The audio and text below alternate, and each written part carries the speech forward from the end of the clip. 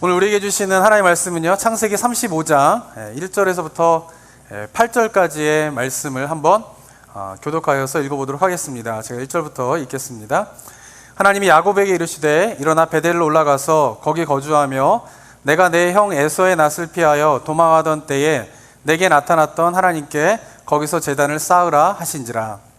야곱이 이에 자기 집안 사람과 자기와 함께한 모든 자에게 이르되 너희 중에 있는 이방 신상들을 버리고 자신을 정결하게 하고 너희들의 의복을 바꾸어 입으라. 우리가 일어나 베델로 올라가자. 내 환난 날에 내게 응답하시며 내가 가는 길에서 나와 함께 하신 하나님께 내가 거기서 제단을 쌓으려 하노라 하매 그들이 자기 손에 있는 모든 이방 신상들과 자기 귀에 있는 귀고리들을 야곱에게 주는지라. 야곱이 그것들을 세겜 근처 상수리 나무 아래에 묻고 그들이 떠났으나 하나님이 그 사면 고울들로 크게 두려워하게 하셨으므로 야곱의 아들들을 추격하는 자가 없었더라. 야곱과 그에 함께한 모든 사람이 가나안 땅 루스 곧 베델에 이르고 그가 거기서 제단을 쌓고 그것을 엘 베델이라 불렀으니 이는 그의 형의 낯을 피하여 하나님이 거기서 그에게 나타나셨음이더라. 리브가의 유모 드보라가 죽음에 그를 베델 아래에 있는 상수리 나무 밑에 장사하고 그 나무 이름을 알론 바굿이라 불렀더라. 아멘. 창세기 이제 35장은요, 25장부터 시작한 야곱의 이야기가 이제 35장으로 이제 마무리가 되게 됩니다. 이 이후에도 물론 이제 야곱이 등장하긴 하게 되는데요, 중심 인물은 야곱에게서 이제 요셉으로 옮겨가게 되고요, 야곱이 중심이 되는 이제 스토리는 25장에서 이 35장으로 이제 마무리를 하게 되게 됩니다. 저는 이 야곱의 말씀을 좀 묵상하게 되면서요, 이 하나님께서 야곱의 이야기를 통해서 우리가 좀 깨닫게 되는 것은 어떻게 우리의 구원을 이루어 가시는가, 이거를 너무나 잘 보여주고 있는 본문이 야곱의 스토리라고 생각을 하게 됩니다. 하나님께서 우리를 구원하시고 그 구원을 이제 완성해 가시잖아요. 이루시잖아요. 근데 우리 성도님들은 하나님께서 우리를 구원을 완성해 가실 때에 그 구원의 목표가 뭐라고 생각하고 계십니까? 우리가 이를 정확하게 알아야 되죠. 하나님께서 우리를 구원의 목표를 가지고 이루어 가시는데 그 구원의 목표가 뭐라고 확신하십니까? 다음번 질문 드릴 때는 이게 탁 떠오르셔야 됩니다. 아, 구원의 목표는 이거지. 뭐냐면은 하나님께서 거룩하신 것처럼 우리들도 어떻게 하라고요? 거룩하라. 이게 뭐예요? 하나님께서 우리를 구원하셔서 이루고자 하는 구원의 목표이다라고 하는 것입니다. 그래서 우리 성도님들이 신앙생활 해가면서 항상 이거를 마음에 품고 살아가셔야 돼요. 하나님이 거룩하니 나도 거룩하다. 이 마음을 가지고 우리가 신앙생활 해가야 하는 것이죠. 자, 그런데 하나님께서 하나님도 거룩하니 그의 백성도 거룩하게 하시기 위하여서 하나님께서 행하시는 일이 있는데 그것은 뭐냐면은 우리의 죄의 문제를 다루신다라고 하는 것이죠. 그 가운데에서도 먼저 하나님께서 다루시는 죄의 문제는 뭐냐 하면은 드러나 있는 죄의 문제를 다루시는 게 되십니다. 야곱에게 있어서 드러난 죄의 모습이 무엇입니까? 그것은 바로 거짓과 속임이었던 것이죠. 야곱이 근데 이 거짓과 속임에서 벗어나게 되는데 어떻게 그것으로부터 벗어나게 됩니까? 이 거짓과 속임으로 말미암아 야곱의 인생 가운데 뭐가 생기는 거예요? 문제가 생기게 되면서 이 거짓과 속임으로부터 그가 벗어나게 되는 거죠. 그러니까 야곱이 처음부터 이 거짓과 속임이 죄이다라고 생각하지 못했어요. 왜냐하면 야곱이 생각할 때에는 이 거짓과 속임은 그냥 죄가 아니라 어떻게 해요? 내가 원하는 인생을 살기 위하여서, 내가 원하는 것을 얻기 위하여서 내가 할 수 있는 하나의 뭐예요? 처세술과 같은 것으로 야곱은 처음에 생각했던 것이에요. 그래서 거짓과 속임을 행한 것이죠. 그런데 거짓과 속임을 행하다 보니까 어떻게 됩니까? 문제가 일어나게 되는 거예요. 인생이 뜻대로 되는 게 아니에요. 장자의 축복권을 빼앗았는데, 그리고 야곱의 인생이 어떻게 됩니까? 도망자 신세가 되는 거예요. 장자의 축복권을 받았으면 그걸 누려야 되잖아요. 근데 그걸 누리지 못하고 어떻게 해요? 도망자 신세로 살아가게 되는 것이에요. 그리고 베델에서 하나님의 약속의 말씀을 받았지만, 그리고 그의 삶은 어떻게 됩니까? 낯선 땅에서 20년 동안 노예의 삶을 살아가는 인생이 되는 것이에요. 정말 나를 구원해주고 내가 믿을 거, 나를 도와줄 것 같았던 삼촌 라반으로부터 어떻게 됩니까? 배신을 당하게 되는 그런 일들이 일어나게 되는 것이죠. 그러다가 정말 일어나지도 않을 일인 형이 자기를 죽일 것이다 라고 하는 두려움 속에서 거기에 사로잡히게 되면서 완전히 절망의 바닥으로 내딛게 되는 것이죠. 그리고 그 절망의 바닥 속에서 야곱이 하나님을 만나게 되면서 그동안 자신의 삶 가운데 있었던 문제와 그 원인이 바로 드러난 죄의 문제인 거짓과 속임의 문제였다라고 하는 것을 인정하고 인식하게 되면서 그 다음에 어떻게 하는 거예요? 형 에서와 화해를 하게 되면서 그것으로부터 벗어나게 되는 일이 야곱의 인생 가운데 일어나게 되었다라고 하는 것입니다. 자, 그러면 이 문제가 해결됐으면 이제 야곱의 인생이 어떻게 됩니까? 행복하고 평안하게 그렇게 살아가야 되잖아요. 그런데 지난 시간 살펴본 것처럼 야곱의 인생 가운데 다시 한번 뭐예요? 위기가 닥쳐오게 됩니다. 근데 이번에 위기는 어때요? 개인에게만 그동안 개인 야곱에게만 닥친 위기였는데 이번에 34장에서 닥친 위기는 뭐냐면 야곱뿐만 아니라 야곱의 가족들과 야곱의 후손들 모두가 닥치게 되는 정말 큰 위기가 닥치게 되는 것이죠. 한번 그 내용을 창세기 34장 30절에 보면 나와 있는데 한번 읽어볼까요? 34장 30절 한번 읽어보겠습니다. 시작. 야곱이 시므온과 레위에게 이르되 너희가 내게 화를 끼쳐 나로 하여금 이 땅의 주민 곧 가나안 족속과 브리스 족속에게 악취를 내게 나게 하였도다. 나는 수가 적은즉 그들이 모여 나를 치고 나를 죽이리니 그러면 나와 내 집이 멸망하리라. 네, 지금 야곱과 야곱 족속의 처한 상황이 어떤 상황이냐 하면은 시므온과 레위가 이 세겜 족속의 히위 족속 사람들을 죽이는 것으로 복수하는 것으로 끝나게 되는 게 아니라 이게 주변 민족과 사람들에게 소문이 퍼지게 된 것이에요. 그런데 어떤 소문이 퍼지게 됩니까? 약혼을 빈자해가지고 약혼을 약속해 놓고 할례를 받으라고 해놓고는 그 틈을 타서 야곱의 족속들이 히위 족속 사람들의 남자들을 다 죽여버렸다라고 하는 사실이 주변 민족의 사람들에게 분노를 일으키게 되는 것이에요. 그래서 이 야곱의 족속들을 우리가 처단해야 된다, 공격해야 된다라고 하는 상황 속에서 야곱의 고백처럼 야곱의 족속의 사람들의 숫자는 너무나 적기 때문에 만약에 이 주변 민족 사람들이 다 공격해 온다라고 하면 야곱도 죽고 야곱의 가족도 다 멸망을 당하는 그런 위기의 상황이 지금 펼쳐지게 되었다라고 하는 것입니다. 자, 야곱의 인생 가운데에서 왜 다시 이러한 위기가 생겨나게 된 것일까요? 드러난 죄인 거짓과 속임의 문제가 해결됐는데 왜 다시 야곱의 인생 가운데에서 이런 일이 생기게 된 것일까요? 그것은 바로 야곱과 그리고 야곱의 족속들 가운데에 드러나지 않는 죄가 그들 가운데 있었기 때문에 그렇다라고 하는 것입니다. 먼저 야곱에게 드러나지 않았던 죄가 뭡니까? 지난 시간에 말씀드린 것처럼 편애죠, 편애. 드러난 죄는 거짓과 속임이라고 하면은 드러나지 않는 죄는 편애인 것이에요. 시므온과 레위가 끔찍한 살인을 저지르는 그 죄에 직접적인 영향을 끼친 건 아니지만 그러나 그 편애가 드러나지 않는 가운데에서 시므온과 레위의 복수의 마음에 기름을 붓는 역할을 하게 되었고 그로 인하여서 끔찍한 살인을 저지르게 되는 그런 일들이 어떻게 해요? 드러나게 되는 것이에요. 만약 이 사건이 없었으면은 야곱의 편애는 그냥 드러나지 않는 채 묻혀 있었을 것이다 라고 하는 것이죠. 그런데 야곱에게만 드러나지 않았던 죄가 있는 것이 아니라 야곱 족속에게도 드러나지 않는 죄가 그 가운데 있었다라고 하는 것입니다. 2절 말씀 한번 보도록 하겠습니다. 2절 한번 읽어볼까요? 시작. 야곱이 이에 자기 집안 사람과 자기와 함께한 모든 자에게 이르되 너희 중에 있는 이방 신상들을 버리고 자신을 정결하게 하고 너희들의 의복을 바꾸어 입으라. 네, 드러나지 않았지만 야곱 족속이 가지고 있었던 죄가 무엇입니까? 그들이 뭐예요? 이방 신상을 가지고 있었던 것이에요. 그러니까 그들은 여호와 하나님을 버리진 않았지만 여호와 하나님도 섬기고 이방 신들도 섬기는 일을 야곱은 모른 채 거기서 진행하고 있었다라고 하는 것입니다. 아마도 이런 일이 벌어지긴 데 결정적인 역할을 한 것은 뭐냐 하면 라헬이었을 것이에요.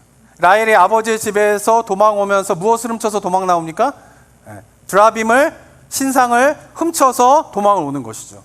여러 가지 교묘한 방법으로 말미암아 라헬이 드라빔을 훔쳤다라고 하는 사실이 드러나지 않았어요.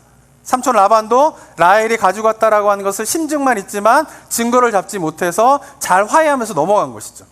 아마도 야곱도 자기가 가장 사랑하는 아내인 이 라헬이 아버지의 신상인 드라빔을 훔쳐서 나왔을 것이다 라고 하는 것은 꿈에도 생각하지 못했던 것입니다. 그런데 어떻습니까? 그 드라빔 신상을 가지고 어디요? 약속의 땅인 요단강을 건너가지고 세겜 땅에 정착하게 됐는데 그 세겜 땅에서 그것으로 인한 영적인 타락이 그 야곱의 족속 가운데 생기게 되었다라고 하는 것이에요. 그런데 이 본문을 가만히 보게 되면은 신상이 라헬이 가지고 온 드라빔만 있었던 것이 아니에요. 4절에 보면 어떻게 기록되어 있습니까? 4절 한 번 더 읽어보도록 하겠습니다. 시작. 그들이 자기 손에 있는 모든 이방 신상들과 자기 귀에 있는 귀고리들을 야곱에게 주는지라. 야곱이 그것들을 세갱 뭉쳐 상수리 나무 아래에 묻고. 네, 모든 신상들을 이제 가지고 나와라. 야곱이 명령하니까 야곱의 족속들이 신상들을 다 야곱 앞에 가지고 나왔는데 하나가 아니에요. 뭐라고 되어 있습니까? 이방 신상들, 복수로 쓰여져 있어요. 그 말이 무슨 말이냐면 라헬이 가지고 있는 드라빔뿐만 아니라 야곱의 족속 가운데에 여러 이방 신상들을 가지고 있었다라고 하는 것이에요. 아마 이 4절에서 이방 신상들을 다 가져와라 하나님 명령하셔서 야곱이 이방 신상들을 너희들이 다 꺼내놔야 된다라고 말했을 때에 비로소 야곱은 라헬이 드라빔을 가지고 나오는 장면을 목격하게 되었을 것이에요. 본문에 나와 있지 않지만은 라헬이 드라빔의 신상을 이때 가져 나왔을 거예요. 그것을 본 야곱이 어떻게 해요? 충격을 받았을 거예요. 자기가 알지 못하는 가운데 자기가 가장 사랑하는 아내가 영적인 타락을 범하고 있었다라고 하는 것이에요. 뿐만 아니라 이스라엘의 백성들이 이방 신상, 다른 이방 신상들을 가지고 이방 신상들을 섬기고 있었고, 그리고 그들이 가지고 나온 게 뭐예요? 귀걸이를 가지고 나왔다라고 되어 있어요. 귀걸이는 뭐냐 하면은 이방 종교에서 귀걸이에 이방 신상을 새겨진 거를 달고 다니는 거예요. 그러면서 어떻게 돼요? 섬기는 것이죠. 근데 그것을 누가 가지고 있었던 거예요? 야곱의 족속들이 이방 종교를 섬기는 그 풍습을 따라 살아가고 있었다라고 하는 것입니다. 야곱은 알지 못했지만 야곱의 족속 가운데에 드러나지 않았던 죄가 무엇입니까? 그것은 바로 우상 숭배의 죄가 있었다라고 하는 것이에요. 왜 시므온과 레위가 분노에 가득 차서 히위 족속 사람들을 다 죽이는 끔찍한 일을 저질렀을까요? 물론 아버지의 편애에 대한 분노, 또 동생이 강간당한 것에 대한 분노가 있었겠지만 그 디나의 강간 사건을 해결할 때에 만약에 시므온과 레위가 정말 하나님의 중심에 따라 하나님의 뜻에 순종하는 사람이었다라고 하면 이렇게 처리하지 않았을 것이에요. 근데 그들은 하나님의 방식이 아닌 어떻게 해요? 이방 사람들이 하는, 보편적으로 이방 사람들이 하는 방법을 선택한 거죠. 그것이 뭐예요? 칼로 복수를 하는 것이에요. 그래서 그들은 하나님의 방식이 아닌 이방 사람들이 행하는 칼로 복수하는 그 일을 저질렀던 이유는 무엇 때문이냐면 바로 시몬과 레위가 하나님을 버린 것은 아니지만 하나님도 섬기고 이방신도 섬기는 가운데에서 그들이 영적인 타락을 하고 있었기 때문에 그런 끔찍한 일을 저지르게 되었다라고 하는 것입니다. 자, 그리고요, 야곱의 족속 가운데 드러나지 않는 죄가 한 가지가 더 있었습니다. 한번 1절 한번 또 읽어볼까요? 1절 한번 읽어보겠습니다. 1절 한번 읽어볼까요? 시작. 하나님이 야곱에게 이르시되 일어나 베델로 올라가서 거기 거주하며 내가 내 형 에서의 낯을 피하여 도망하던 때에 내게 나타났던 하나님께 거기서 제단을 쌓으라 하신지라. 야곱이 큰 위기가 닥치게 되자 어떻게 됩니까? 하나님께 나아가게 됩니다. 그래서 하나님께서 야곱에게 명령하신 것이 뭐냐면은 베델로 올라가라는 거예요. 베델로 올라가라. 그 말은 무슨 말이냐면 그곳에서 제단을 쌓으라라고 이야기하고 있는데 왜 베델로 올라가라 하냐 하면은 야곱이 에서의 분노를 피하여서 삼촌 라반에 가는 중에 하나님을 처음 만난 곳이 어디예요? 베델인 곳이에요. 거기서 하나님을 처음 만나게 됩니다. 그런데 그 위기의 순간 속에서 야곱이 하나님께 간구하면서 서원한 것이 있었어요. 그것이 창세기 28장 20절에 보면 나오는데요. 야곱이 서원하여 이르되 하나님이 나와 함께 계셔서 내가 가는 이 길에서 나를 지키고 먹을 떡과 입을 옷을 주시면. 얼마나 간절합니까? 먹을 떡과 옷을 주십시오. 그것도 없는 상태에 있는 거예요. 완전히 그 바닥 속에서 하나님께 간구하는 것이죠. 그러면 어떻게 합니까? 21절에 내가 평안히 아버지의 집으로 돌아오게 하시면 여호와께서 나의 하나님이 되실 것이요. 그리고 내가 기둥으로 세운 이 돌이 하나님의 집이 될 것이고 여호와께서 내게 주신 모든 것에서 10분의 1을 내가 반드시 하나님께 드리겠습니다 라고 하는 서원을 그 베델에서 한 것이에요. 그런데 하나님은 이 야곱의 기도에 응답하셔서 어떻게 합니까? 먹을 것과 입을 옷뿐만 아니라 어떻게 부자가 되게 하셨죠. 그리고 많은 가족들과 많은 족속들을 거느릴 수 있는 사람으로 되게 하셨는데 야곱은 이 서원의 약속을 잊어버리고 있었던 것이죠. 그리고는 그가 요단강을 건너게 되면은 어디로 가야 됩니까? 베델로 가야 돼요. 왜냐하면 그가 그 베델에서 세운 그 돌이 하나님의 집이 된다는 거예요. 그 말이 무슨 말이에요? 그 돌에 제단을 쌓겠다라는 거예요. 그 말은 무슨 말이냐면은 자기가 베델로 돌아오겠다라고 약속을 한 것이죠. 그 베델로 돌아와서 이 돌이 제단이 되어서 하나님의 집이 될 것입니다 라고 서원했지만 야곱은 어떻습니까? 요단강을 건너서 베델로 온 것이 아니라 어디에 정착했습니까? 세겜에 정착하였다라고 하는 것입니다. 야곱과 야곱의 족속이 가지고 있는 드러나지 않는 죄가 무엇입니까? 있지 말아야 할 곳에 있는 것이에요. 있어야 할 곳으로 가지 않는 것이에요. 그들이 가야 할 곳으로 가지 않고 베델이라고 하는 곳으로 가지 않고 잊지 말아야 할 그 세겜 땅에 있게 되면서 그들은 어떻게 돼요? 영적인 타락이 일어나게 되었고, 그 영적인 타락이 결국 시므온과 레위가 끔찍한 살인을 저지르게 만들고 야곱의 족속 가운데에 위기가 찾아오게 만들었다라고 하는 것입니다. 그래서 하나님께서는 어떻습니까? 베델로 돌아가라 라고 명령을 하신 거예요. 네가 한 약속, 네가 돌아오겠다라고 하는 그 땅으로 돌아갈 것에 대해서 하나님께서 말씀하고 계신다라고 하는 것입니다. 사랑하는 성도 여러분, 자, 야곱의 이야기에서 어떻습니까? 하나님께서 죄의 문제를 어떻게 다루세요? 먼저 드러나는 죄의 문제를 다루시는 거예요. 근데 드러나는 죄의 문제가 해결되고 끝이 아니라는 거예요. 어떻습니까? 드러나지 않는 죄까지 어떻게 해요? 다 드러나게 하시는 거예요. 그리고 그것으로부터, 드러나지 않는 죄로부터 벗어나게 해야지 뭐요? 진정한 구원의 완성, 그리고 성숙함에 이르게 된다라고 하는 것입니다. 야곱의 인생이 그랬던 것이에요. 야곱의 인생이 어떻습니까? 거짓과 속임으로 있을 때에 야곱이 그 거짓과 속임을 처음에 죄로 인정하지 않는단 말이에요. 그런데 그 야곱이 드러난 죄인 거짓과 속임을 어떻게 인정하게 됩니까? 삶에 문제가 일어나게 되니까 거기서부터 어떻게 해요? 드러나게 되는 것이에요. 야곱이 숨겨져 있던 편애를, 그리고 숨겨져 있던 우상숭배의 문제가 어떻게 인식하게 됩니까? 그 죄로 말미암아 생겨난 문제로 말미암아 야곱의 족속 가운데에 위기가 찾아오게 되니까 어떻게 돼요? 그제서야 그 드러나지 않는 죄를 인식하게 되었다라고 하는 것입니다. 사랑하는 성도 여러분, 사람들은요, 인간은요, 이 죄의 사슬에 묶여 있다라고 하는 사실을 잘 몰라요. 이걸 잘 인정하지 않아요. 드러나지 않는 죄를 모르는 것만 있으면 그래 다행이에요. 문제는 뭐냐 하면은 드러나 있는 죄도 그것이 죄라고 인정하지 못한다라고 하는 거예요. 그래서 그 죄의 문제들을 해결하지 못하는 가운데에서 그것으로 인한 삶의 문제가 계속 생긴다라고 하는 것이에요. 그래서 우리가 빨리 죄를 인식하는 게 우리 삶의 문제에서 벗어나는 길이에요. 그리스도인들이 빨리 하나님 앞에서 이것이 죄이구나 라고 하는 것을 인정하는 것이 필요한 것이에요. 그리고 빨리 그래서 하나님 앞에 나아가야 되는데 이게 안 되는 거예요. 그래서 자기가 죄라고 하는 것을 인정하는 게 너무 중요해요. 제가 이야기하는 건 뭐냐면 그냥 일반적인 나는 죄인입니다, 그런 거 말고요. 야곱처럼 거짓과 속임이 내가 빠져있는 죄의 사슬이구나, 이 편애가 지금 내가 빠져있는 죄의 사실이구나, 드러나지 않는 그 우상숭배의 문제가 내 삶 가운데 있었구나 라고 하는 그 구체적인 죄의 문제가 무엇인가를 깨닫는 것이 너무나 중요하다고 하는 것이에요. 그리고 그것과 씨름하는 것이 뭐예요? 우리 신앙 속에서 굉장히 중요해요. 그래야 벗어날 수 있는 것이에요. 그래서 제가 이제 지난주에도 말씀드렸지만은 애니어그램이라고 하는 것들이 하나의 그것을 발견할 수 있는 중요한 툴이에요. 이게 뭐 한 번 세미나로 끝날 건 아니고 이걸 계속 우리가 이제 묵상을 좀 해봐야 돼. 자기 자신을 돌아보는 계기가 되는 거예요. 그래서 나에게 지금 이제 잘못된 게 뭔지. 근데 많은 경우는 이제 장점 얘기하면, 지난 시간에 말씀드렸지만은 각 유형마다 장점과 단점이 있거든요. 그 장점 하면 다 내 얘기인데 다 이래요. 그러다가 이제 단점 그러면은 이거 내 얘기 아닌데, 난 단점이 없는데.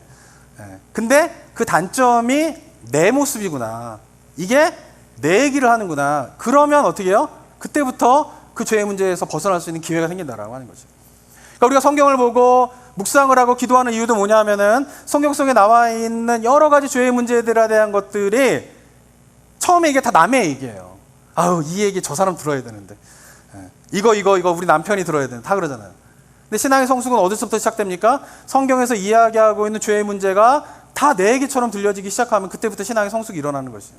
그때야 비로소 어떻게 해요? 진정한 회개가 나오기 시작하는 거예요.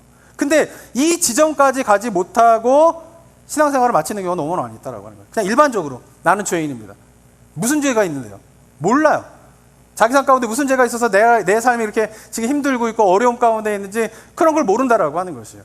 그런데 하나님께서 하시는 일은 뭐냐면 정말 하나님의 사랑하는 사람들은 이런 것들이 어떻게 해요? 드러나게 하시는 거예요. 드러나게 하는 거예요. 근데 안타까운 거는 뭐냐면 야곱의 인생 가운데도 우리가 보겠지만 이런 죄의 문제가 지금 표면으로 드러나고 숨겨져 있는 게 드러나고 겉에 있는 죄의 문제들을 내가 인식하게 되게 되는 계기가 되는 게 뭐예요? 위기가 찾아올 때요. 위기가 찾아올 때에 어떻게 그래서 신앙의 성숙이 일어나게 된다라고 하는 것이에요. 우리 성도님들은 그 태풍의 역할을 혹시 아십니까? 태풍이 한국에서도 여름철만 되면 막 몇 차례 와가지고 굉장히 큰 비 피해와 뭐 이런 것 때문에 많이 있고, 우리 미국에서도 뭐 플로리다든가 아니면 뉴올리언즈 같은 데는 막 태풍이 허리케인들이 막 올라오게 되면서 수많은 피해를 보고 있지 않습니까? 그래서 사람들이 이 태풍이라고 하는 거를 한번 경험하면은 이런 거 왜 발생해가지고 이런 것들이 왜 생겨가지고 이렇게 힘들게 하나라고 하면서 제발 이거 좀 없어지면 좋겠다라고 생각을 합니다.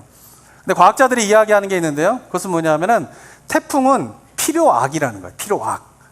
악이니까 뭐예요? 발생하면 굉장히 많은 사람들이 피해를 주기 때문에 악임에는 불명하지만, 그러나 이 태풍이 없으면은 지구가 건강해질 수가 없대요. 그래서 필요악이라는 거예요. 한번 그림을 보시면요, 태풍의 역할이 있는데 그게 뭐냐면 지구가 이렇게 구형으로 돼 있잖아요. 그러니까 태양에서 열이 올 때 가장 먼저 도달하는 게 뭐냐면 이렇게 볼록한 부분인 적도에 열이 제일 많이 도착을 하게 됩니다. 그래서 태양열이 주로 이 적도에 집중되어 있는 거죠. 그래서 적도가 뜨거운 거죠. 그리고 이 태양열이 좀 비교적 먼 북쪽이라든가 남쪽에는 이 태양열이 덜 도착하기 때문에 북쪽하고 남쪽에 있는 극지방에는 온도가 낮은 거예요. 거기에는 태양열이 잘 전달되지 않기 때문에 그런 것이에요. 근데 이 상태로 그냥 만약에 있는다, 그럼 지구가 살기 힘든 곳이 되는 것이에요. 근데 여기서 이 지구가 가운데만 뜨겁고 위에는 차고 아래도 차고 이런데 이 열의 불균형을 해결하는 게 뭐냐면 태풍이라는 거예요.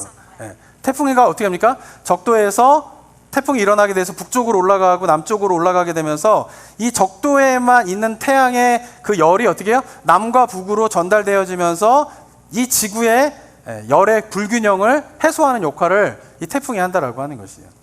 그러면서 이 태풍에는 뭐가 있냐면 이 비바람을 동반하지 않습니까? 이 비바람을 동반하게 되면서 이 바다가 어떻게 해요? 정화하는 작업을 태풍이 한다 그래요. 어떻게 합니까? 태풍이 불면 바다가 뒤집어 엎어지는 거예요. 그래서 이 바다 위의 태풍은요, 바닷물이 갑자기 위로 쫙 올라가가지고 이제 뒤집어지는 게 있어요. 그럼 어떻게 되냐면 바닥에서부터 이게 바닷물이 한번 뒤집어지게 되면서 이 바닥 밑에 있는 더러운 것들이 올라오게 되고, 그러면서 산소가 공급되어지게 되면서 바다의 바다 생물이 살아갈 수 있는 환경을 만들어준다는 거예요. 근데 만약에 태풍이 없다라고 하면 이 바다가 아래에는 자꾸 지저분하게 쌓이고 위에는 산소가 있게 되면서 이 해양 생물이 골고루 살 수 있는 환경이 되지 못한다는 거예요. 그런데 어떻게 합니까? 태풍이 바다를 바닥에서부터 쫙 뒤집어 엎으면 거기에서 더러운 것도 올라오게 되고 또 바닥에 깔려있는 영양분들이 되게 많대요. 그런 것들이 쫙 올라오게 되면서 영양이 절도 공급되게 되면서 이 바다가 건강한 바다가 이루어지게 된다고 하는 것이에요. 그리고 태풍이 육지도 정화하는 역할을 하게 되는데, 이 비가 엄청나게 쏟아지게 되면서 육지에 있던 더러운 것들이 그 빗물에 의해서 흘러내려가게 되면서 바다로 빠지게 되는 것이에요. 근데 태풍에 의해서 비가 많이 쏟아지지 않게 되면은 육지에 있는 더러운 것들이 바다로 흘러내려가지 못하게 되면서 육지도 못해요. 정화되는 작업이 일어나지 않게 된다라고 하는 것이에요. 그래서 이 태풍은 사람들에게 큰 피해를 주기 때문에 악이지만, 그러나 지구 전체로 본다면 지구와 육지와 바다가 건강해지기 위해서는 필요한 악이다라고 과학자들이 이야기를 한다고 하는 얘기를 들었습니다. 저는요, 우리의 삶도 마찬가지라고 생각합니다. 우리 인생 가운데에서 태풍과 같은 일을 만나게 되는 것은 굉장히 힘든 일이죠. 그렇죠? 그런데 이 태풍과 같은 일들을 만나야지만이 어떻게 됩니까? 우리의 죄가 드러나게 돼 있어요. 어떻게? 우리가 힘들고 어려운 가운데에서 빠지게 되면 어떻습니까? 그 마음이 다 뒤집어지잖아요. 삶의 모든 환경들이 다 뒤집어지잖아요. 근데 그 뒤집어지기 전에는 그냥 아무런 문제가 없고 삶에 어려움이 없는 가운데 살다 보면은 잘 사는 것 같았어요. 죄들이 드러나지 않아요. 깊숙하게 숨어가지고 우리의 삶들을 막 조작하고 있는데도 그게 죄가 죄인 것을 인식하지 못하고 살아가게 되는 거예요. 근데 위기가 찾아오고 태풍 같은 일이 일어나게 되면은 삶이 어떻게 해요? 한번 다 뒤집어지는 거죠. 심령도 다 뒤집어지는 거죠. 그 뒤집어지기 전에는 그냥 살 때에는 하나님 앞에 기도해도 죄에 대한 탄식과 고백이 나오지 않아요. 근데 위기 가운데에서 태풍과 같은 일들을 만나게 되면 그 심령이 한번 다 뒤집어지게 되면서 어떻게 돼요? 하나님 앞에 비로소 그 숨겨져 있던 죄까지 다 드러나는 거예요. 태풍이 마치 바다의 저 밑에 있는 것부터 더러운 것들을 다 끌어올리게 되면서 드러나게 되는 것처럼, 그것이 바로 우리의 신앙의 모습이 된다라고 하는 것이에요. 그러면서 이런 태풍과 같은 위기 속에서 이게 한번 다 뒤집어지는 그런 상황 속에서 신앙의 성숙의 진가가 드러나게 되는 것이에요. 만약에 성숙하지 않게 되면요, 어떻습니까? 태풍과 같은 위기가 찾아오게 되면요, 왜 이런 일이 나에게 일어나는 거야 도대체, 이런 환경들이 왜 나에게 닥치는 거야 라고 하면서 환경 탓만 하지 그 일이 일어나게 된 자기의 모습에 대한 성찰이 없어요. 그러면서 어떻게 됩니까? 기도하지 않아요. 성숙하지 않으면. 환경에 어려움이 생기면은 기도하지 않고, 또 혹시라도 이제 어려움 상황인데 성숙하지 못한 사람이 기도하게 되면 주로 기도한 내용이 뭔지 아세요? 환경을 바꿔달라고 하는 기도만 하게 돼요. 뭐가 빠져요? 자기를 돌아보는 죄의 회개가 없어요. 회개가 먼저이지 않고 환경이 뒤바뀌게 해달라고 하는 그 기도만 있는 것이에요. 근데 신앙이 성숙하게 되면 어떻게 해야 됩니까? 그 태풍과 같이 나의 모든 것들을 한번 뒤집어 엎는 그런 위기의 순간에 찾아오게 될 때에 깨닫게 되는 것이 있어요. 드러나지 않던 죄가 내 안에서 있었던 것은 아닌가. 그러면서 이 가운데에서, 이런 상황 속에서 하나님께서 나에게 원하시는 것이 하나님의 뜻은 무엇인가 라고 하는 생각을 하면서 어떻게 해요? 기도의 자리로 가게 되는 거예요. 그리고는 기도의 내용이 이 환경을 바꿔달라고 하는 간구가 아니라 뭐예요? 하나님, 저에게서 드러나지 않았던 죄가 무엇입니까? 하나님의 뜻이 어떤 것입니까? 라고 하면서 회개의 기도가 주를 이루는 기도로 나아가는 모습이 뭐예요? 성숙한 신앙의 모습이라는 것이에요. 야곱의 모습이 그래요. 야곱의 모습이. 야곱의 모습이 어떻습니까? 성숙하지 못할 때에는요, 위기가 찾아오면요, 야곱이 선택한 방법이 뭔지 아세요? 도망가는 거예요. 형 에서와 아버지와 갈등이 생기게 되자 야곱이 선택한 방법이 뭡니까? 도망가는 거잖아요. 삼촌 라반에게 가가지고 삼촌 라반과 또 삶의 문제가, 어려움이 생기게 되자 삼촌 라반과의 문제 속에서 야곱이 선택한 게 뭐예요? 도망가는 거예요. 그래서 야반도주를 하잖아요. 가족들 다 데리고 자기 가족 다 챙기고 도망가잖아요. 그러니까 성숙하지 못할 때의 야곱의 모습은 뭐냐면은 위기가 닥치면 어떻게 해요? 도망가는 거예요. 회피하는 거예요. 많은 사람들이 그래요. 왜냐하면 그게 제일 쉽다고 생각하는 거죠. 그런데 쉽다고 생각한 도망과 회피로는 어떻게 해요? 달라지는 게 없어요. 상황이 또 달라지면 그 상황으로 말미암는 또 문제가 생기는 거예요. 그래서 어쩌면 우리가 성숙하지 못한 가운데 하나님께서 이 상황을 가지고 계속 붙잡고 기도하면요, 문제가 안 풀려요. 왜? 문제는 상황이 아니에요. 상황이. 문제는 뭐예요? 나인 거예요. 나. 그런데 야곱이 성숙해지게 되자 오늘 본문에서 어떤 반응을 보이게 됩니까? 자기의 족속들이 이방 민족으로부터 죽임을 당할 만한 그 위기의 상황에 닥치게 되자, 옛날 같았으면 야곱이 어떻게 했을까요? 얘들아 빨리 도망가자. 그 도망갔을 거예요. 근데 이번에는 야곱이 다르죠. 위기가 찾아오는데 옛날 같았으면 도망갔죠. 형에게 도망가고 삼촌 라반에게 도망가고 이방 민족으로 도망가를 선택했을 텐데, 야곱이 이번에는 어떻게 합니까? 도망가지 않고 하나님 앞에 나아갑니다. 그리고 하나님 앞에 나아가자 드러나지 않던 죄가 드러나는 거예요. 이방 숭상의 것들 너희 가운데 있다라는 거예요. 그런 것들이 드러나게 되자 야곱이 어떻게 합니까? 거기에 직면하게 되면서 선포를 하게 됩니다. 2절과 3절 한번 볼까요? 2절과 3절 한번 읽어보겠습니다. 시작. 야곱이 이에 자기 집안 사람과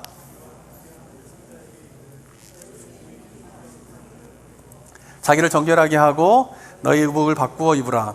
우리가 일어나 베델로 올라가자. 내 환난 날에 내게 응답하시며 내게 가는 길에서 나와 함께 하신 하나님께 내가 거기서 제단을 쌓으려 하노라. 드러나지 않던 죄의 문제가 하나님 앞에 나아가게 되자, 드러나게 되자 야곱이 어떻게 합니까? 그것을 회피하지 않아요. 옛날 같으면 회피했을 텐데, 인정하지 않을 텐데. 그런데 어떻게 합니까? 그것을 직면하고는 인정하죠. 그래서 어떻게 해요? 야곱의 족속들에게 나아가서 이방 신상들을 다 버려라. 너희가 의복을 바꿔 입어라. 그리고 이제 우리가 베델로 올라가자 라고 자신 있게 선포를 하는 야곱의 모습을 볼 수가 있습니다. 예전에는 위기가 찾아오면요, 움츠러들었어요. 위기가 찾아오면요, 좌절했어요.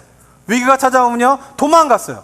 그런데 이제 야곱은 위기가 찾아오자 담대하게 그 위기와 맞서게 됩니다. 특별히 그 위기로 말미암아 숨겨져 있던 죄가 드러나는데, 그 드러나게 되는 거를 직면하게 되는 거죠. 인정하게 되고, 그리고 그것을 어떻게 해요? 제거하고자 자신의 삶 속에서, 자신의 족속의 삶 속에서 그것을 제거할 것에 대해서 선포하는 완전히 달라진 모습으로 야곱이 나타나게 되었다라고 하는 것입니다. 사랑하는 성도 여러분, 저는 그리스도인의 모습이 이와 같은 성숙함에 이르러야 된다라고 생각하게 됩니다. 그러면 어떻게 돼요? 이거를 배우게 되면 위기가 찾아오는데 그 위기 가운데에서 도망가지 않고요, 회피하지 않고요, 직면하지 않고 그런 게 아니라 그 위기 가운데에서 드러난 나의 죄를 직면하게 되고 그것을 내가 받아들이기 시작하면은 그때부터 뭐예요? 평탄함이 있는 거예요. 형통함이 그런 거예요. 성경에서 말하는 하나님께서 하나님의 백성을 형통케 하신다라고 하는 말이 그런 말인 거예요. 형통케 하신다는 게 문제도 없고 위기도 없고 그런 게 아니라 위기가 있고 문제가 생기는데 그 위기와 문제 속에서 좌절하고 움츠려들고 두려움 가운데 있고 절망 가운데 빠지게 되는 것이 아니라 그 위기와 직면하게 되는 것이에요. 이유가 무엇 때문일까요? 그 위기 속에서 하나님을 만나는 법을 배웠기 때문에 그런 것이에요. 그 위기 속에서 하나님과 만나고 있기 때문에 그 위기 가운데에서 절망과 좌절하지 않고 그것을 직면하면서 이기게 되는 그런 일들이 야곱 인생 가운데에서 일어나고 있고 우리 삶 가운데에서 일어나야 한다라고 하는 것입니다. 사랑하는 성도 여러분, 우리 삶에서 위기가 닥칠 때에 한번 우리가 돌아봐야 돼요. 한번 마음이 다 뒤집어지고 삶이 다 뒤집어지는 그 위기 속에서 닥치게 되면은 한번 물어보셔야 돼요. 우리 삶 가운데에 드러나지 않는 죄의 문제가 있는 것은 아닙니다. 이 가운데 하나님의 뜻이 무엇인가? 라고 하는 것이죠. 만약 있다면 어떻게 해야 될까요? 일어나 세겜을 떠나 베델로 가야 됩니다. 있어야 하지 말아야 할 곳에 있기 때문에 영적인 위기에 빠질 수 있어요. 가야 할 곳에 가지 않기 때문에 영적인 위기에 빠질 수 있다라고 하는 것이에요. 그래서 하나님 나라 백성으로서 어떻게 해요?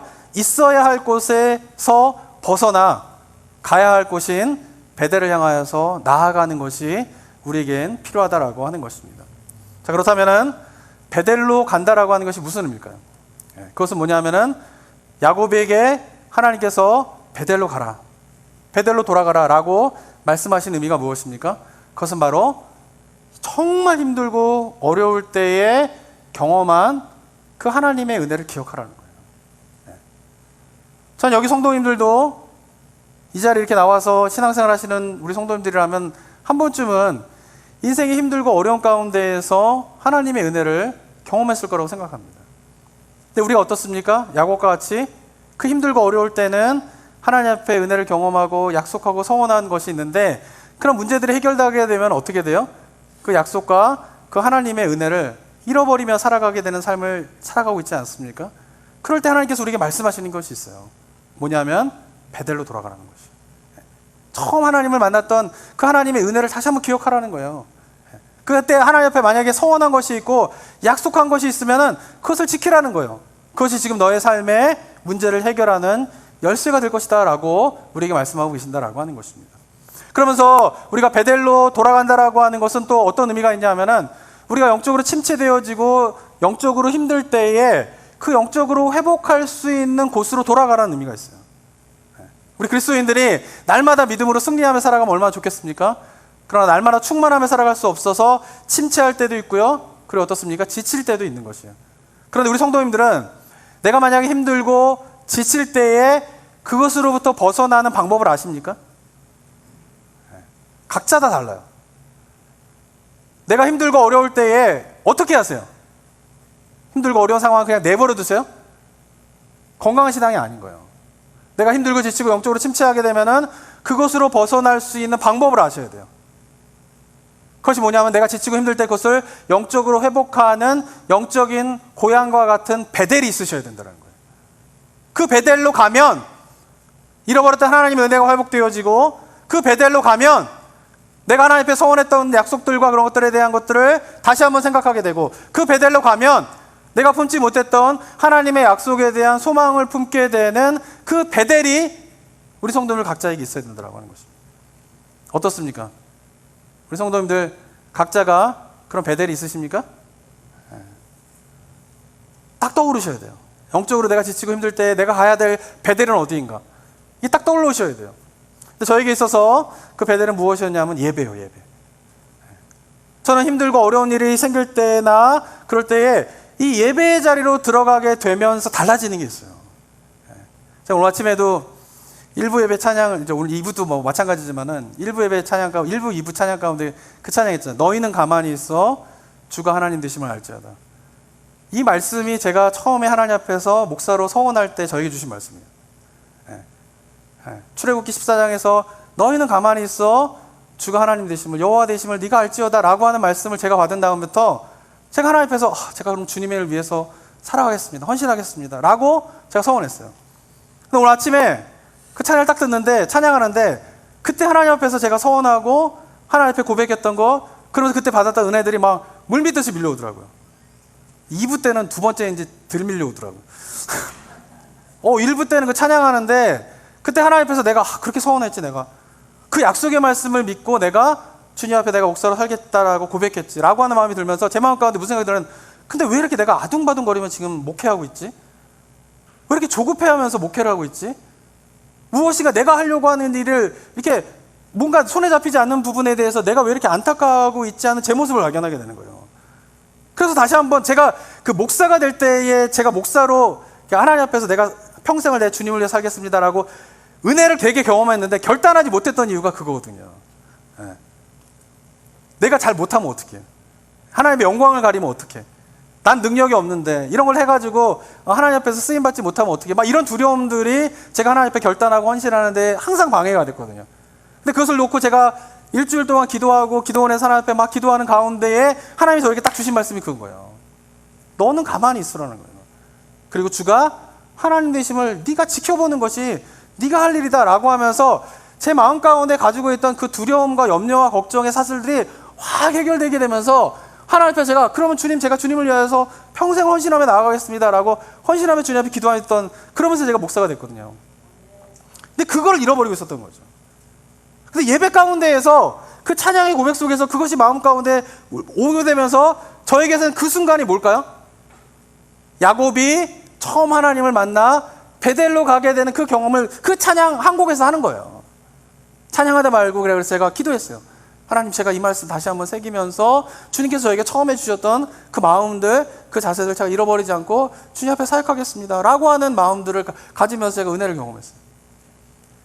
제가 이 이야기를 드린 이유가 뭐냐면은, 저는 언제나 내가 하나님의 은혜를 잃어버리고 하나님 앞에 한 약속을 잃어버리고 나에게 드러나지 않는 죄들로 말미암아 내 삶 가운데 여러 가지 문제가 있는데 그 죄를 인식하지 못하면서 살아갔던 내가 언제나 예배 가운데 들어가게 되면 제가 생각하지 못했던 그 찬양을 통해서든 말씀을 통하여든 기도를 통하여든 하나님께서 내가 처음에 잃어버렸던 그 하나님의 은혜를 다시 한번 생각하게 되는 그 베델이 되고, 내가 하나님 앞에 기도하고 헌신하며 약속했던 그것을 다시 한번 떠올리게 되는 베델이 되고, 그리고 내 마음 가운데 내 삶 가운데 계속 나를 얽어매고 있는 그 죄가 다 드러나서 하나님 앞에서 그것을 회피하고 싶지만, 도망가고 싶지만, 인정하고 싶지 않지만, 내 자신이 그렇게 초라하다라고 하는 것을 하나님 앞에서도 내가 인정하고 싶지는 않지만, 그러나 그것을 결국 인정하게 되면서 비로소 그거로부터 자유롭게 되는 베델이 바로 예배의 시간이었다는 거예요. 저는 바라기는 우리 성도님들이 매주마다 주님 앞에 드려지는 이 예배가 그러한 베델이 되기를 소망합니다. 예배에 들어오실 때 그래서요, 그냥 오시면 안 돼요. 어떻게 하셔야 돼요? 하나님을 간절히 구하셔야 돼요. 그 베델로 다시 돌아가서 하나님의 제단을 쌓고 하나님의 간절히 구하는 그 야곱처럼 우리가 하나님을 간절히 구해야 합니다. 그리고 더 중요한 거는 뭐냐 하면은, 이 예배에 오셔가지고 반드시 하셔야 될 거는 고백을 하셔야 돼요. 고백하는 자에게 하나님께서 만나주세요. 내가 고백하지 않으면 하나님이 만날 수가 없어요.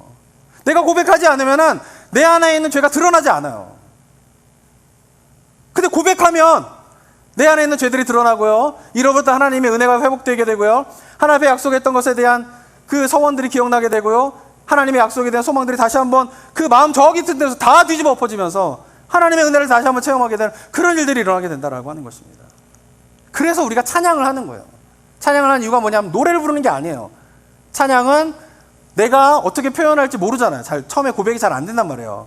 그런데 믿음의 선배들이 한 고백의 내용들을 마치 내 얘기 있는 것처럼 그냥 말하면 섭섭하니까 곡조를 달아서 하나님 앞에 올려드리게 되면요, 그 가사 하나하나를 마치 내 고백인 것처럼 아멘, 아멘, 입술로 하셔도 되고요, 마음으로 하셔도 되고요, 그 가사 하나하나를 곱씹으면서, 마음속으로 곱씹으면서 찬양을 해보세요.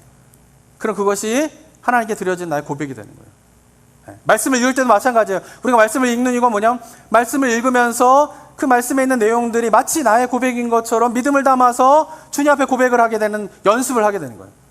그리고 더 나아가서는 우리 성도님들이 하셔야 될 것이 있는데, 그것은 뭐냐 하면은 처음에는 그런 식으로 다른 사람이 했던 거를 쫓아하면서 마치 내가 하는 고백이 천 것처럼 하면서 하다가 진짜 자기의 언어로, 자기의 표현으로 하나님 앞에 고백하는 것이 기도인 것이죠. 기도는 다른 게 아니에요. 하나님 앞에 내가 언어로 하나님 앞에 고백하기 시작하는 것이에요.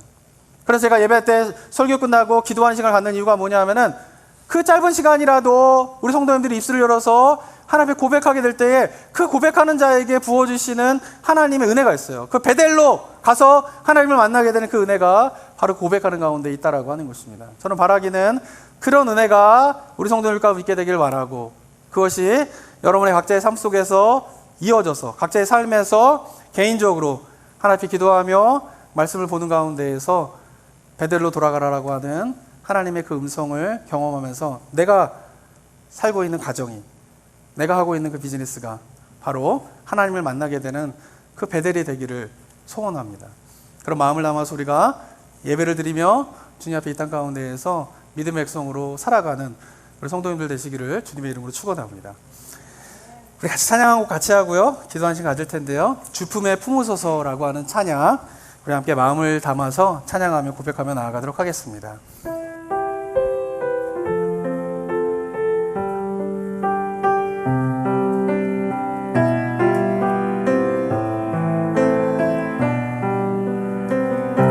주품에 품으소서. 주품에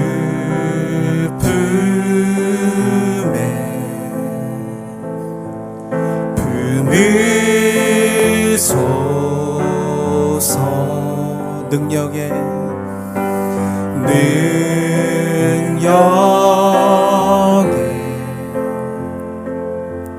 발로 덮으소서.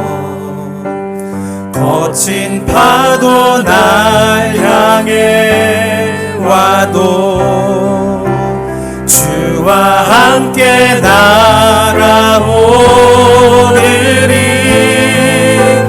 폭풍 가운데 나의 영혼 잠잠하게 주를 보리라. 다시 한번 고백하겠습니다. 주품에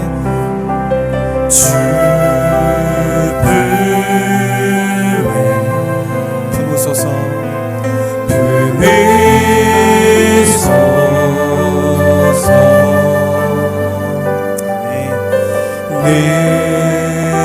능력에 발로 덮으소서. 거친 파도 날 향해 와도 주와 함께 날아오리니. 폭풍 가운데 나의 영혼 잠잠하게 주를 보리. 거친 파도 날 향해 와도, 거친 파도 날 향해 와도 주와 함께 날아오리니.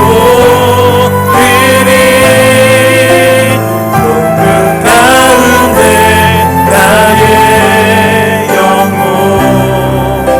잠잠하게.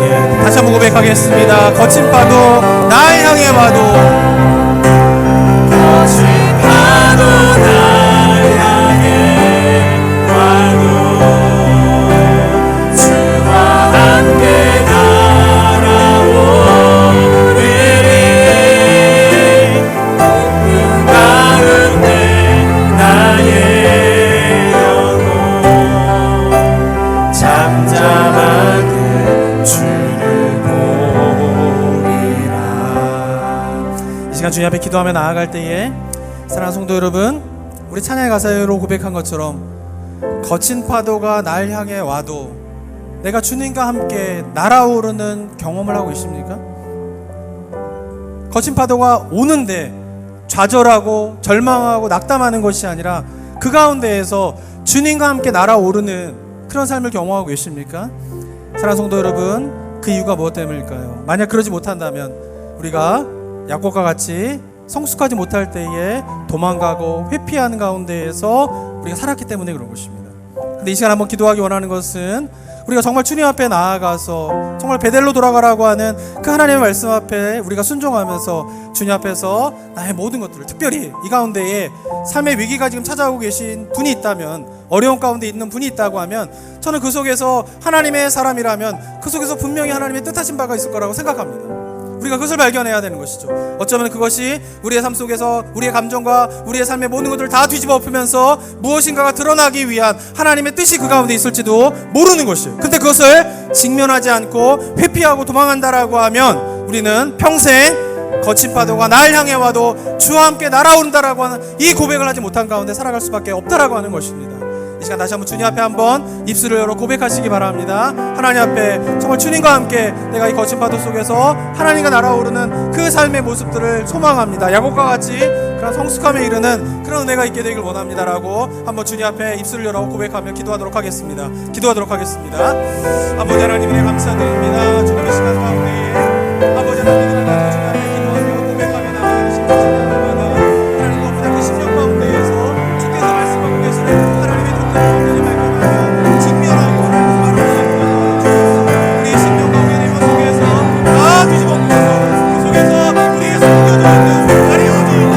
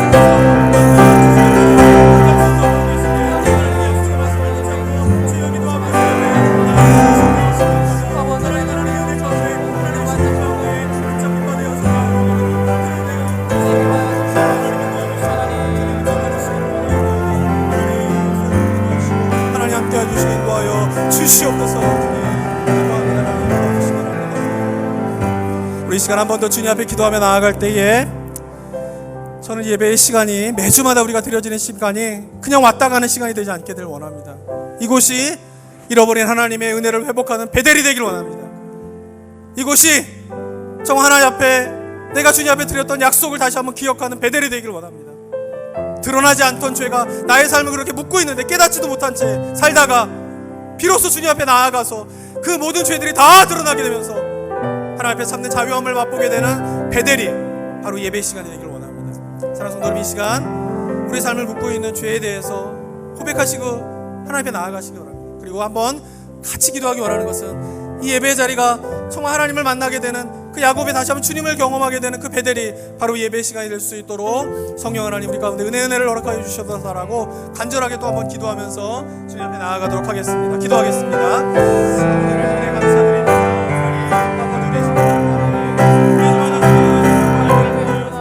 성령 하나님의 이끄심에 따라 우리 인생을 아버지 은혜의 자리가 되길 원합니다. 우리 가운데 지켜주시는 하나님의 은혜와 아버지 상황들이 다시 한번 서서 하나님의 자리가 되길 원합니다. 아버지 하나님의 손에 아버지 삶의 영원을 감사하고 싶어서 잃어버렸던 하나님의 은혜의 자리가 다시 한번 다시 한번 하나님 하나님 이곳이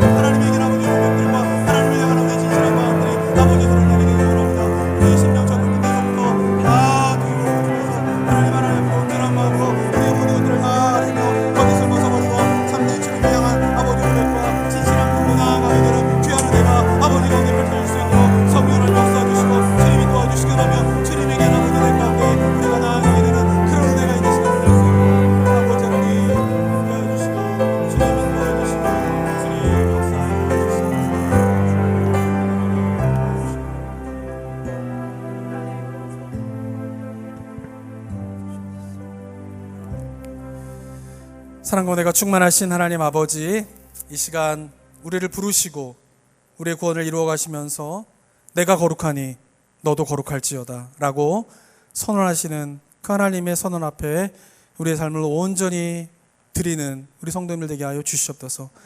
그래서 하나님께서 드러나는 죄부터 드러나지 않는 죄까지 다 하나님 앞에서 제거하기 원하시는 그 주님의 일하심을 거부하지 아니하고 도망가지 아니하고 회피하지 아니하고 그 주님의 일하심 앞에 겸손하게 우리의 삶을 내어드리는 우리 성도님들 되게 하여 주시옵소서.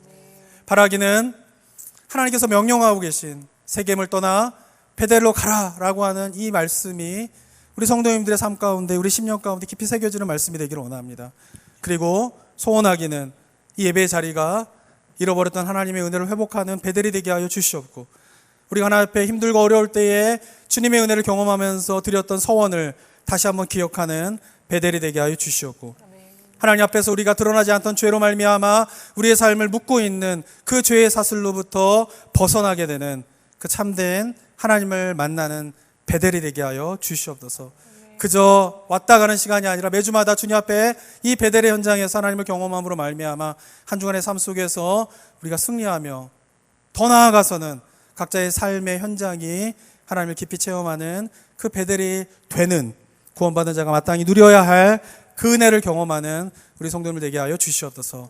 그래서 우리의 능과 우리의 힘으로 살아가는 것이 아니라 주님이 주신 능과 힘으로 이 땅 가운데 승리하며 살아가는 삶의 모습이 우리 성도님들의 삶의 모습이 될 수 있도록 주님 역사하여 주시옵소서.